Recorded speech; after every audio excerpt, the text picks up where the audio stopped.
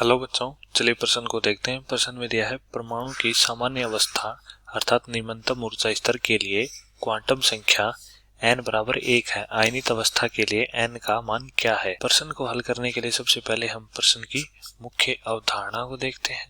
प्रश्न की मुख्य अवधारणा में हम देखेंगे कि आयनन ऊर्जा क्या होती है। आयनन ऊर्जा परमाणु में किसी इलेक्ट्रॉन को नाभिक के आकर्षण से पूर्णतः मुक्त करने के लिए आवश्यक ऊर्जा आयनन ऊर्जा कहलाती है। अर्थात इलेक्ट्रॉन को किसी कक्षा से अनंत में पहुंचाने के लिए आवश्यक ऊर्जा, इलेक्ट्रॉन को किसी कक्षा से अनंत में पहुंचाने के लिए आवश्यक ऊर्जा आयनन ऊर्जा कहलाती है।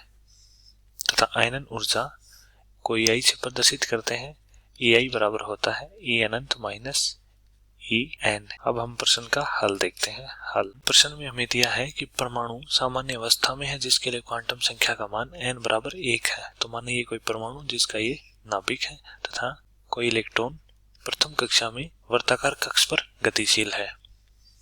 तो जैसा कि हमने मुख्य अवधारणा में देखा कि जब परमाणु को आयनन ऊर्जा दी जाती है तो इलेक्ट्रॉन किसी कक्षा से अनंत में पहुंच जाता है।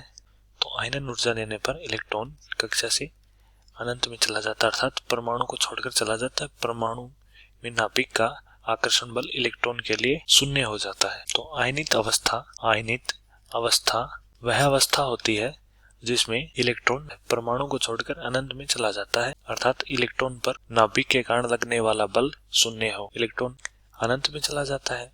तो आयनित अवस्था के लिए n का मान हो जाएगा अनंत। मैं आशा करता हूँ कि आपको समझ में आया होगा। धन्यवाद।